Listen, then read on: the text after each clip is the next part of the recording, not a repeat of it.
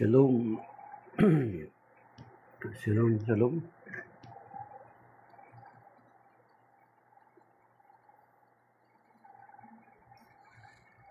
Shalom Alaikum. Isang pinagpalang araw sa ating lahat mga batid. Isang pinagpalang Martes. Sa araw na ito ay narito na naman tayo ngayon para sa ating Catholic Daily Bible Readings. At tinatawag din natin itong Preaching in the Wilderness series. At pinabati ko po ang lahat. Ligtas nawa tayo lahat sa pangangalinga at pangalaga ng ating Panginoon. At yan din, patuloy nating nawang ipinagdarasal ang mga kababayan nating nasalanta ng bagyo at mga kalamidad. So, nangkin din natin sa araw na ito ang biyaya ng Panginoon at inangkin din natin yung kanyang salita na sinasabi sa 2 Corinthians chapter 10 verses 4 to 5 that the weapon of our warfare are not of flesh but are enormously capable of destroying fortresses. We destroy arguments and every pretension raising itself to the knowledge of God. Hi Randolph, good morning. Ang background natin still ang harapan ng Our Lady of the Atonement Cathedral ng Baguio City. Ayan.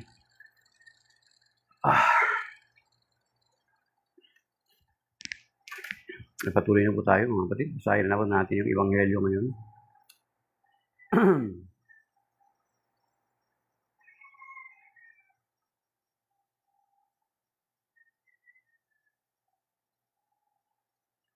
So, kapiyastahan ngayon ng St. Martin of Tours. Sa memorial or kapiyastahan ni St. Martin of Tours. At dito sa atin sa Pilipinas, ang merong simbahan ng St. Martin of Tours doon sa Batangas. Isang malaking pan. Parang yun lang yung narinig ko na simbahan pero napakalaki ang ganda. Okay.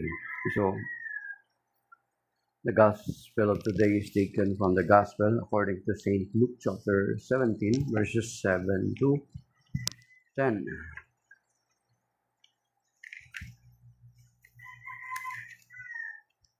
Glory to you, Lord.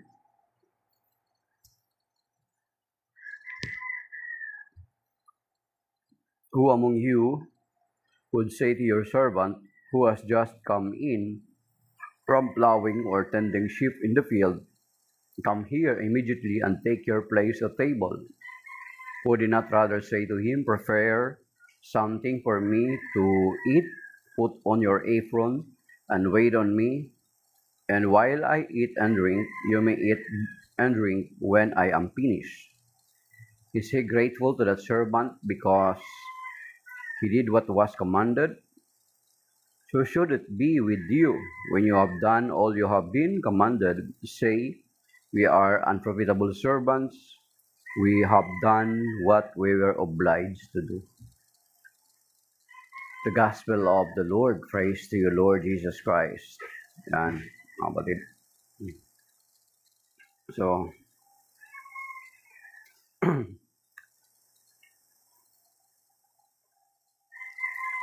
of course, bago natin pag-usapan at pagnilayan itong Ebanghelyo, patuloy pa rin nating sinasabi na ang nangyayari sa atin, lalo nitong sunod-sunod na kalamidad, from Mindanao, umabot na rito sa Luzon, tuloy-tuloy, lindol, baha, na halos hindi na natin mawari kung ano yung ating gagawin. Ay sinasabi natin na maaring isa tayo sa mga contributor na tayo mismo din ay may bahagi kung bakit nangyayari itong mga ito. Lalo na yung pinag-uusapan ngayon yung mga kabundukan, itong Sierra Madre, na kung saan kung kayo ay mahilig magpasyal-pasyal or pumunta sa mga kabundukan, makikita natin yan at madadaanan natin yan. Diyan sa Pililla, yan malapit sa windmill, may bundok dyan na ginagawang subdivision, pinapatag. Dyan sa Taytay, malapit sa Muson, malapit sa Christ the King Paris, yung Church in the Sky. Maging sa Antipolo, di ba, dito sa bandang Teresa, meron dyan. At doon sa bandang Marcos Highway sa Marilake, makikita natin doon na bundok na pinapatag. Araw-araw po yan, continuous po yan kinakwari. Hindi natin alam kung ginagawa yatang semento. At yan din yung concern ng napanood ko doon sa Cebu na kinakwari din ng bundok na isa sa pinalagan din ni dating gobernador na si Gwen Garcia. At ayun, at isa rin sa reason bakit si Gina Lopez ay hindi na-confirm sa Commission on Appointment ng Senado. Kasi ang sabi ay maraming mga senador at mga congressman ang involved sa mining industry, sa mga logging, at maraming, or kung hindi man sila involved, yung nung tumakbo sila sa election, ang mga nag-support sa kanila, sa kanilang campaign, ay ang mga taong involved sa mining industry. That is why si Gina Lopez ay hindi na-confirm sa Commission on Appointment sapagkat mabigat or very strong ang paninindigan ni Miss Gina Lopez against sa mga mining at mga deforestation, mga kapatid. At yun na nga, nangyayari na ngayon sa ating kasalukuyan. Sinisingil na tayo ng kalikasan. Kaya nga, ang isa sa kaibigan naming pari or kakilala naming pari na naka-assign sa prelatura ng Infanta, na naka-assign sa diyan sa isang parte ng Quezon, ay naninindigan sila against sa Kaliwa Dam, mga kapatid. Kasi ang Kaliwa Dam, nakwento ko na rin yan kahapon at na-relate ko yan doon sa kwento na nangyari sa amin sa Mindanao. So, pagdating ng araw, ay itong Kaliwa Dam na ito, bagamat makapagbibigay siya ng tubig sa mga tao, pero so far, hindi naman tayo kinukulan ng tubig eh. Baka dahilan sa pinagawa lang yun because, ayun na nga, alam naman natin na kapag isang project pinagawa, laging may under the table na involved na pera. May mga kickback kasi kung malaking project, malaki ang magagatas, malaking corruption, mga kapatid. Kaya yung Kaliwa Dam, it seems, makakatulong parang, dam para ito sa patubig, makasupport sa mga Pilipino. Pero, yung agenda behind is, of course, merong involved, gano'n. Hindi naman talaga purely para makatulong. Hindi na nila tinitingnan yung magiging consequences, mga kapatid, behind it. Alam natin na mataas yung Kaliwa Dam. Ito bilang kumbaga parang lay points of view, layman's point of view, mga kapatid. Kahit layman's point of view, but based on my experience na nakita ko, since ang Kaliwa Dam ay nasa bundok po yan, mga kapatid, ay mag-iipon ng tubig yan. Hindi yan basta-basta magbibitaw ng tubig. Ngayon, pag mag-severe ang ulan, may bagyo, mag-ulan, mapupuno yung dam, then kailangan nilang buksan yung dam. At kapag binuksan yung dam ng biglaan, mga kapatid, bagamat sa baba nito, halimbawa dito sa atin, halimbawa nasa taas natin ang Kaliwa Dam, walang ulan dito sa atin. Pero magugulat ka na merong rumaragasang baha na napakalakas. At yung baha na yan, since napakalakas yan galing sa taas, ay napakalawak niyong kakainin, mga kapatid. And that will cause disaster sa mga nasa madadaan ng ilog na yan, ng Kaliwa Dam na yan sa ibaba. Kasi nangyari na po yan sa amin, nakwento ko na kahapon. Doon sa amin sa Mindanao na yung Mount Parker, Lake Maughan, na because of greed ng mga tao ay pinasabog yung crater, binumba. Gabi ginawa. At nung binumba yung crater, kasi they are thinking that there is gold hidden in it sa lake na yon. Mga Yamasitas treasure daw. So para makuha yun, kinakailangan ma-displace yung water sa Lake Maughan or Mount Parker, dun sa Tibuli, South Cotabato. Gabi ginawa, pinasabog.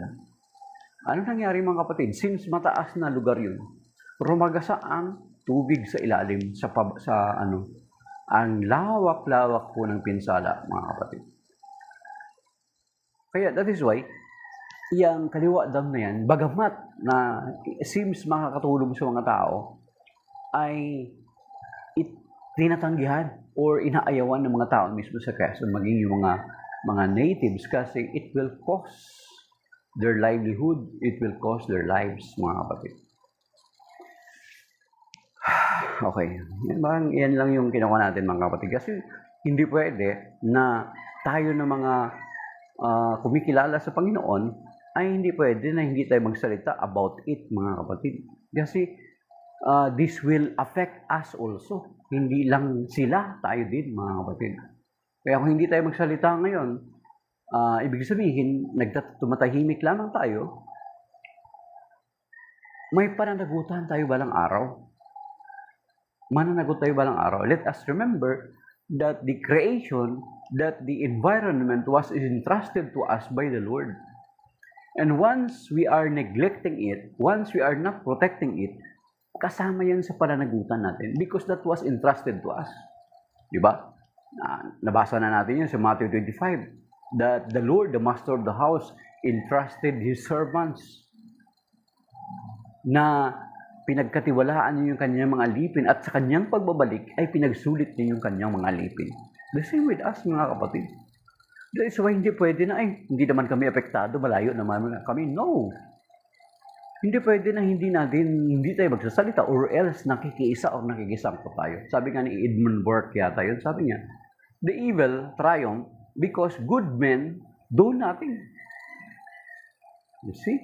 Ang mga masasama ay nagtatagumpay because yung mga taong nagsasabi, mga mabubuting tao, ay walang ginagawa. So kung hindi tayo magsasalita katulad dito, mga kapatid, ay ibig sabihin nun na nakikisangkot tayo sa kasalanan na kanilang ginagawa. Diba? Sa James chapter 4 verse 17, ang nakakaalam ng mabuti niyang gawa, ngunit hindi niya ginawa ay nagkakasala. God bless contemplative soul. Amen? God bless you, contemplative soul. Yun mga kapatid. Kapag hindi tayo nakikialam, that is why the Catholic Church, kapag may issue ang estado natin, kapag may issue ang bayan natin, ang Catholic Church always stepping forward to speak. Kasi kung hindi natin yan gagawin, nagkakasala tayo sa Panginoon. We are doing nothing. At alam natin na dapat natin gawin, hindi natin ginagawa, nagkakasala tayo. Kaya dapat sa social media natin, sa simpleng paraan natin, ay nagsasalita tayo. Kasi pagdating ng araw, once na wala kang ginagawang aksyon, pananagutan mo yan sa Panginoon. Nagkikibit balikat tayo. And we are part of that to take care of God's creation which is entrusted to us. Mga kapatid. Shalom, Ecclesia Catholic. God bless you. Okay? So yan mga kapatid. Sa ganitong paraan, sinasabi natin, binabanggit natin yan, whether may makinig or wala, at least I am doing my part. Pagdating ng araw, haharap ako sa Panginoon, hindi ako pananagutin ng Panginoon na nagpabaya ako. Okay? Sa gospel ngayon, mga kapatid, ay kahapon, is temptations of sin and about sa faith ang pinag-usapan natin ngayon is it's about attitude of a servant. Na bilang mga pag sinabing servant, ibig sabihin, actually kung servant at slave, kasi noong panahon na yun, may mga slave, kung titingnan natin, we are really indeed the slave of the Lord because we were being ransomed. Dati, nung nagkasala ang ating mga magulang, sina Eva at Adan, ay nagpaalipin sila sa Diablo. Ibig sabihin, instead na ang Diyos yung sinunod nila, ang Diablo ang kanila sinunod. Di ba? Nung conversation doon sa fall of man sa Genesis, di ba? Mas pinakinggan nila ang sinabi ng Panginoon, huwag din yung kakanin ang ipinagbabawal na bunga. Pero nung nagkipag-usap si Eva sa ahas, sa Diablo, ay natukso siya at pinakinggan niya yung ahas. So instead na siya ay magiging slave ng Panginoon, siya ay naging slave ng Diablo. At kung titingnan natin the history na tayo ay tinubos ng Panginoon sa kamay ng Diablo by means of giving His own self. Di ba? Mark chapter 10 verse 45 na naparitong anak ng tao hindi upang paglingkuran, kundi upang maglingkod at ibigay ang kanyang sarili upang matubos, ma-redeem, matubos. Matubos tayo sa kasalanan, matubos tayo sa kamay ng Diablo. Di ba? And then, pero kung titingnan natin dito sa John, ay nung tinubos tayo ng Panginoon, sabi niya, I am no longer considering you slave, but rather a friend. Yan. Sinabi ng Panginoon yun. Pero, once na tinubos ka ng Panginoon, ibig sabihin, siya na yung nagmamay-ari sa iyo. Ibig sabihin, subject ka na sa Kanya. At once na kinukonsider natin ang Panginoon na Panginoon, mga kapatid, ay we are subject to Him. At yan ang sinasabi sa Luke chapter 6 verse 46, na once na tinatawag natin ang Panginoon, ay dapat pakikinggan at susundin natin ang Panginoon. Kasi yun yung sinasabi sa Luke chapter 6 verse 46, di ba? Tinatawag ninyo akong Panginoon, Panginoon, ngunit hindi naman ninyo sinusunod ang aking mga sinasabi. You see? So, ibig sabihin, once we are calling the Lord or we are considering the Lord as our Lord, as our Master, then therefore, we need to do His will. We need to what He wanted us to do. Kasi, di ba, tinubos ka ng Panginoon. Ngunit, yung tinubos ka ng Panginoon, hindi kanya ginawang slave. Parang katulad dito, yung parang may nakita, baka yung dito sa Facebook, may mama na nakita niya yung mga ibon binibenta sa palengke. Binili niya. Pero nung binili niya, instead na dalhin niya sa bahay niya at ilagay sa hawla, hindi niya ginawa. Ang ginawa ng mama, pinalipad niya yung mga ibon. The same with us, nung binili tayo ng Panginoon, matubos tayo ng Panginoon, binigyan niya tayo ng kalayaan. Binigyan niya tayo ng kalayaan, mga kapatid. Hindi niya tayo pinipilit na sumunod sa Kanya, kundi binigyan niya tayo ng kalayaan. Meron yan dito eh. Okay, sabi dito. Hanapin ko muna mga kapatid kasi hindi ko na memorize. Okay.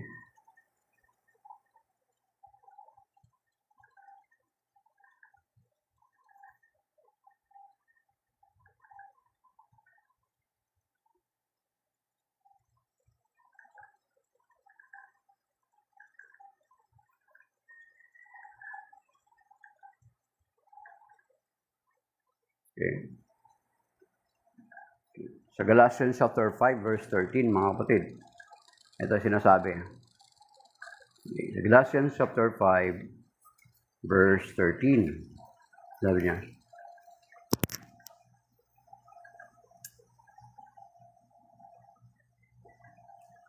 For you were called for freedom, brothers. Okay? Okay? You were called for freedoms. Pero sa ito sabi mga kapatid but do not use this freedom as an opportunity for the flesh. Rather, serve one another through love. Okay? So, binigyan tayo ng kalayaan ng Panginoon, pero wag daw natin gamitin itong kalayaan na ito sa paggawa ng kasamaan. Opportunity for the flesh, sa gawa ng laman, but rather serve one another through love. Okay?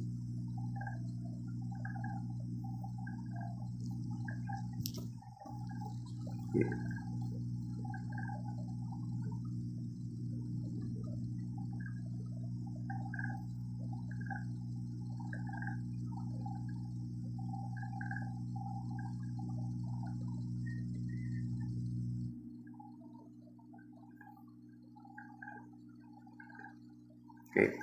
Meron pa sa 1 Peter chapter 2 verse 16, mga kapatid. Okay? So 1 Peter chapter 2 verse 16.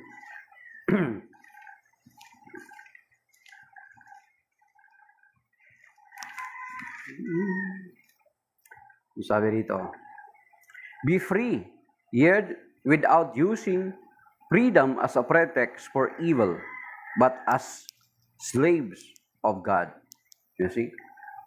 Tayo malaya na, without using, pero huwag natin daw gamitin ang kalayaang ito sa paggawa ng kasamaan, but rather bilang mga alipin ng Diyos as a slave of God.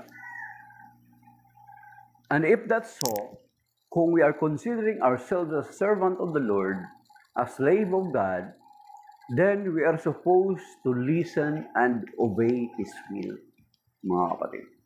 At yun sinasabi sa Luke chapter 6 verse 46.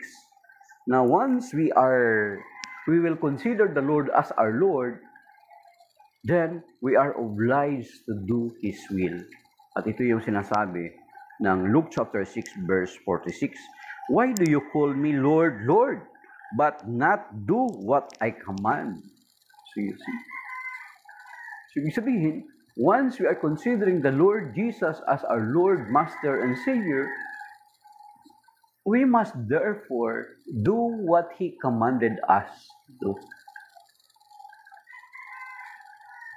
Kaya, kung hindi natin ginagawa yung kanyang kalooban, mga kapatid, ay pasok tayo doon sa sinasabi or babala ng Panginoon. Doon sa Matthew chapter 7, verse 21. Ang nakalagay doon sa Matthew 7:21. Sa Tagalog na Bible, ito nakalagay, mga kapatid. So Matthew chapter 7, verse 21.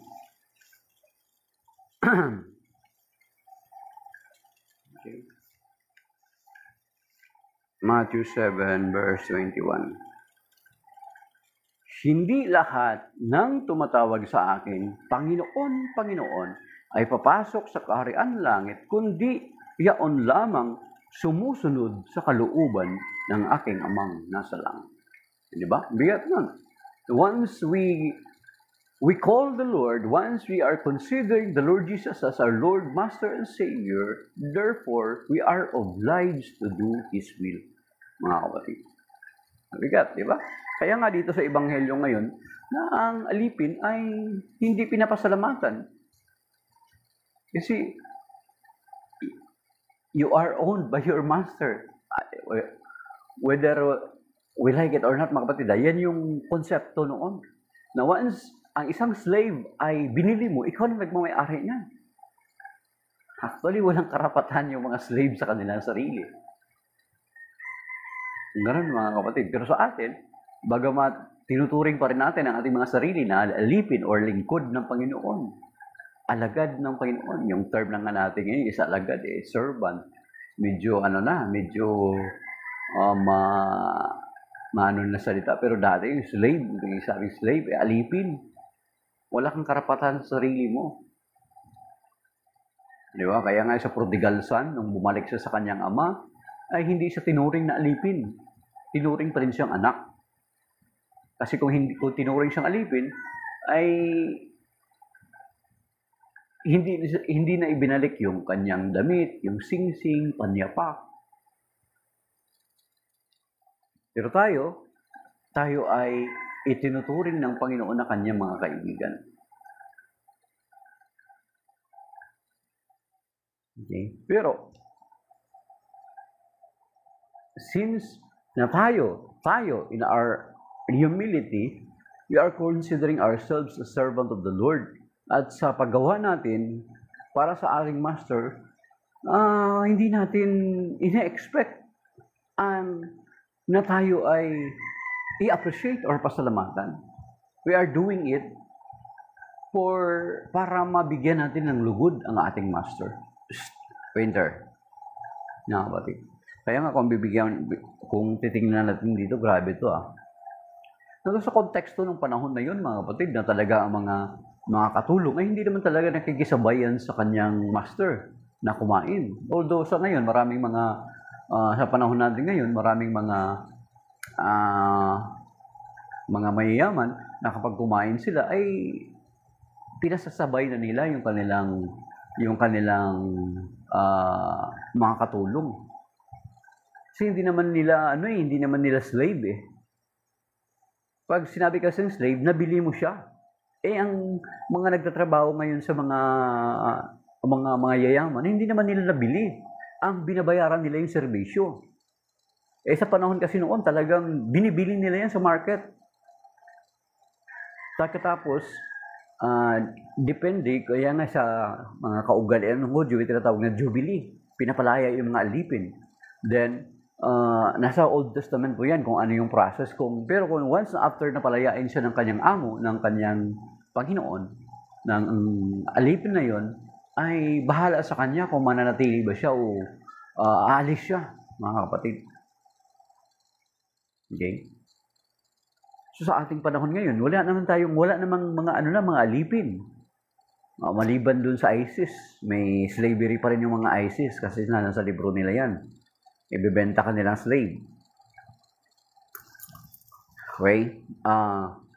Sa atin, wala naman talagang slave. Kaya kung nangangamuhan ka man sa isang tao na ang turing sa'yo ay parang alipin, ay hindi ka niya nabili. Binabayaran niya lang sa'yo yung serbisyo mo, hindi yung pagkatao mo binili niya. Kaya ngayon kapatid ko dati, nung nagtrabaho siya sa Hong Kong, ay yung amo niya mabait. Kasi yung amo niya is nakapag-aral sa British, ang mga isang Breton ng kanya na pangasawa, siya Chinese by descent.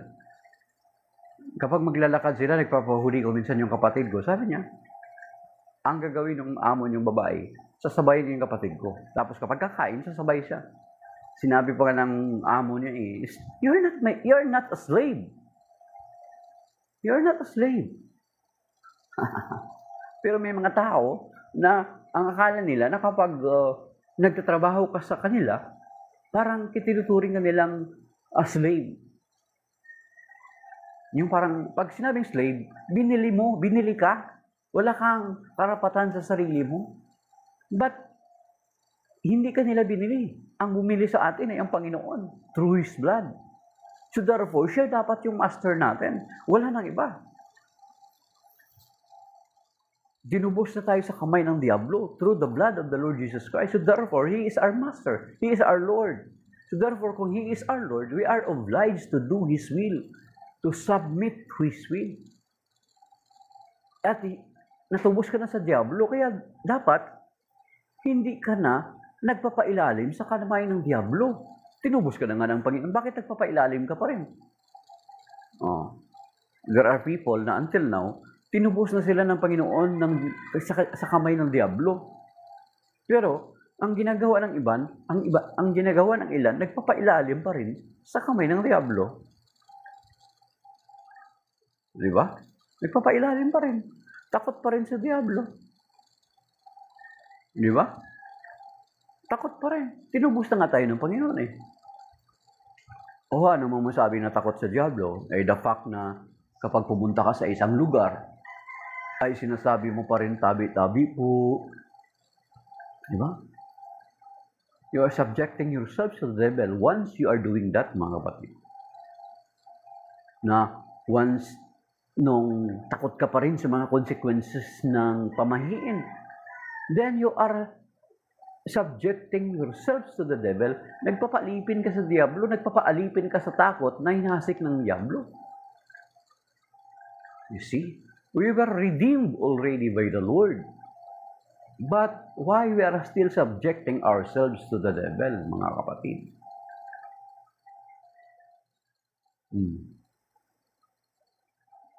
Yan. Okay?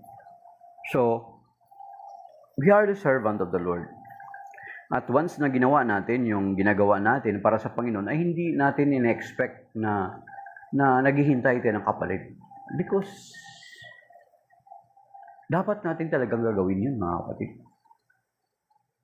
Hindi na natin in-expect. Di ba? Pero kung titingnan natin, na pagdating ng araw ay sa Judgment Day, makikita naman natin yun sa Matthew 25, di ba? Anong sinabi ng Panginoon? May sasabihin din sa ang Panginoon eh. May consolation din siya, may reward din siya sa atin. Sasabihin niya, good and faithful servant. Since napagkatiwalaan ka sa maliit na bagay, pagkakatiwalaan ka ng malaking bagay. You see? Hindi man natin in-expect na pasalamatan tayo ng Panginoon kasi dapat natin gawin yun. Because siya na yung unang gumawa ng kabutihan sa atin, mga kapatid. So therefore, in our behalf, marapat lamang na ibalik natin din yung para sa Panginoon, mga kapatid. Ang sabi dito. Okay. Luke 17, sabi dito ha. Sa Luke 17, mga kapatid, verses 1. Verses 7. Okay. Verse 9, is he grateful to that servant because he did what was commanded? Verse 10, so should it be with you when you have done all you have been commanded? Say, we are unprofitable servant, we have done what we were obliged to do. Ginawa lamang natin yung marapat. Ginawa lamang natin yung marapat. At kung bakit natin ginagawa ito, siguro yung magiging motivation natin, it is because ang Diyos mismo ang unang gumawa ng kabutihan sa atin. So we are giving back or we are just returning the favor to the Lord. Kasi tinubos na tayo sa kamay ng Diablo eh. Napaalipin na tayo sa kamay ng Diablo for a long time. Diba? Nung tinubos niya tayo, yet He did not, we are being considered by the Lord as a friend. At yung sinasabi niya nga dito na pinalaya niya tayo, live as free people. Pero itong kalayahan na ito ay hindi natin ginagamit para sa kasamaan, bagkus ginagawa natin ito bilang mga lingkod. Yung term na lingkod or slave of God. Or slave. Yet, kung gagamitin pa rin natin yung slave talaga tayo ng Panginoon. Bakit?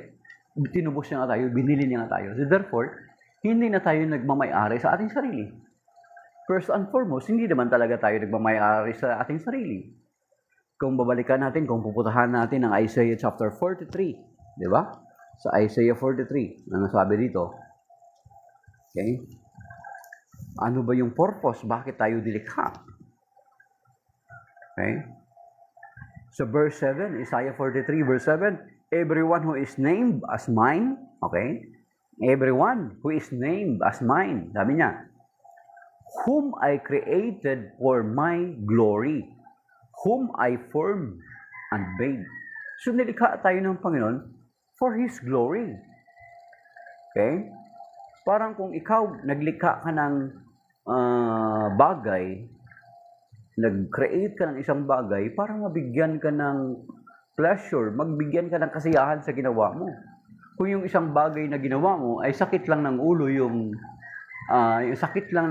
yung dulot, matutuwa ka ba? Yan.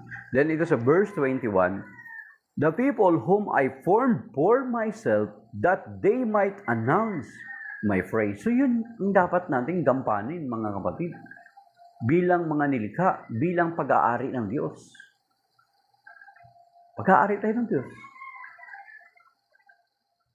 At lahat ng meron tayo is not ours, but of God.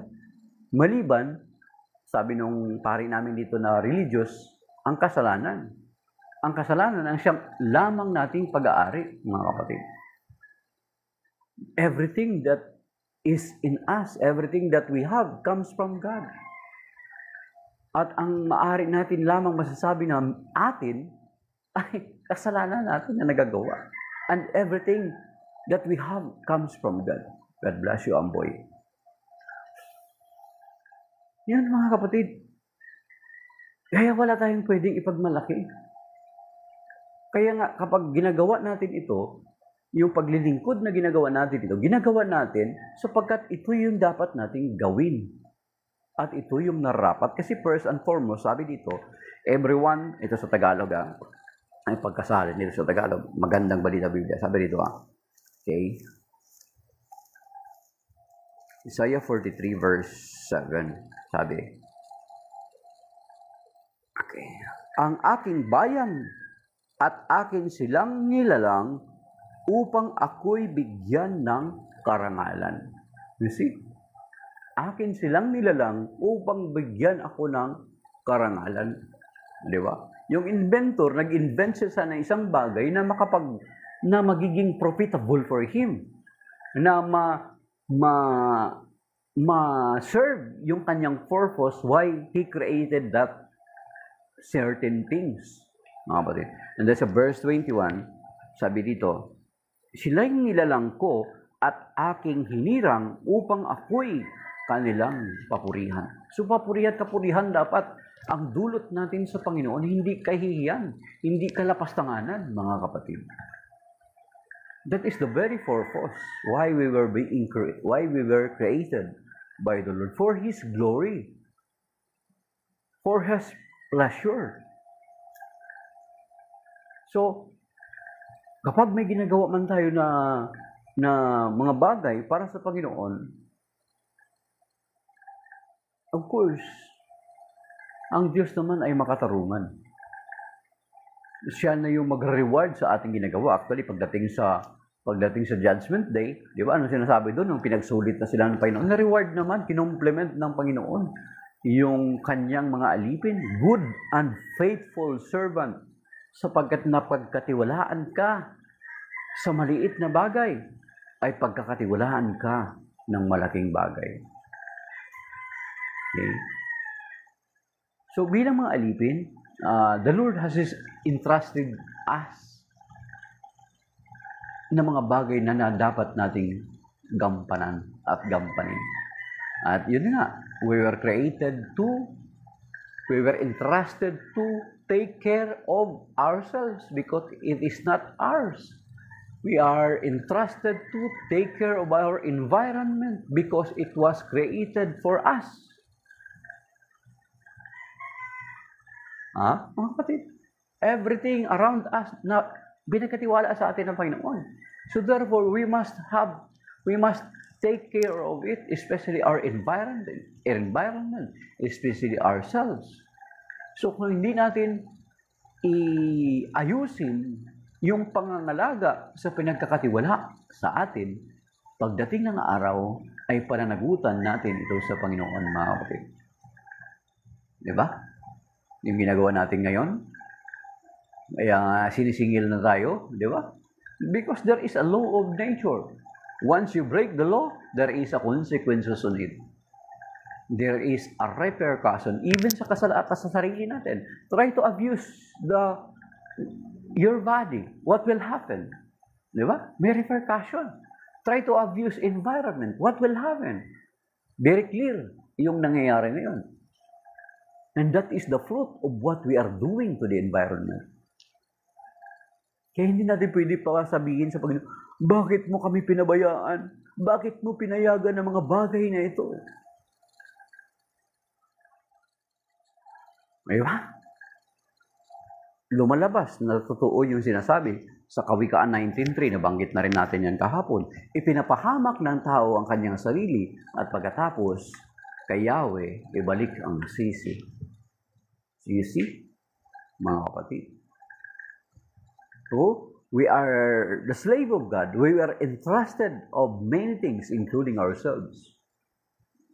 And once we abuse it, we will subject, pagdating ng araw, balang araw, pananagutan natin ito sa Panginoon. Ay, Brother Bo, kamusta kayo ni Sister Aden? Kamusta kayo?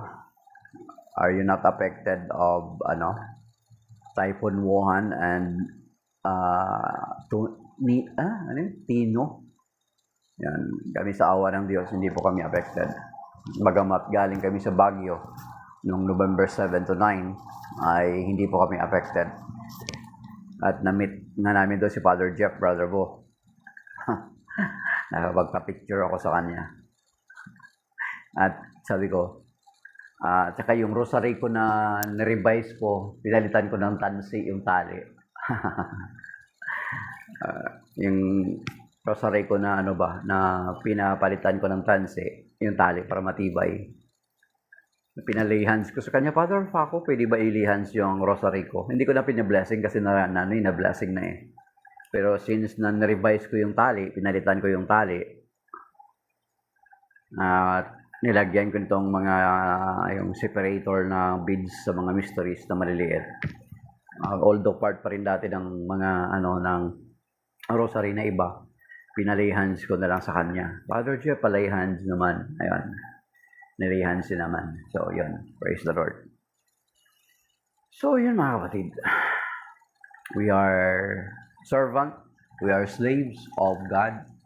Yung sinasabi sa Galatians 5:13 kanina at saka yung 1 Peter chapter 2 verse 16 na ang kalayaang binigay sa atin ng Panginoon ay huwag nating gamitin sa kasamaan, bagkos sa kabutihan. At tayo mga alipin ng Panginoon, lingkod niya na pinagkatiwalaan ng maraming bagay, ang ating sarili at ang ating kalikasan and everything that we have na kinakailangan nating pangangalagaan. Kasi kung hindi, ay pananagutan natin ito balang araw sa nagbigay sa atin, sa nagkatiwala sa atin, mga kapatid. Okay? So, ayan. Maybe that is by now, mga kapatid. And maraming salamat. Blessed Tuesday sa ating lahat. At Shalom. Patuloy daw tayong ingatan ng Panginoon, gabayan at patnubayan kasama ang ating mga mahal sa buhay at mga ari-arian. At iligtas niya na tayo sa mga bagay beyond our control, iligtas. Magiging normal yung mga bagay-bagay, ang mga bagay sa ating katawan, normal lahat.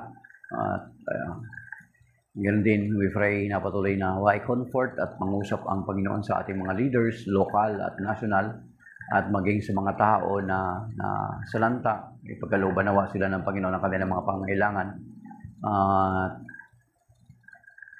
Tayo na ligtas, lagi nating isipin na ang lahat ng bagay na ito ay pinagkatiwala sa atin ng Panginoon, ang ating sarili at ang ating kalikasan, that we need to take care of it, mga kapatid. Or else time will come, we will suffer the consequences, mga kapatid. So we are just a unprofitable servant. We are just doing the things that God wanted us to do. So that is by now. Shalom. God bless sa mga nag-likes at mga nag-tap ng screen, dumaan, or mga sumusuporta sa atin, mga kapatid. God, ganun din sa mga supporters natin sa Facebook. Shalom din si Ate Avi, Ate Nieven sa Ramillas, at iba pa nating mga kaibigan. At God bless din sa lahat ng mga bagong mga nag-follow sa atin, mga kapatid. Shalom. That is by now. Signing off, my dear brothers and sisters.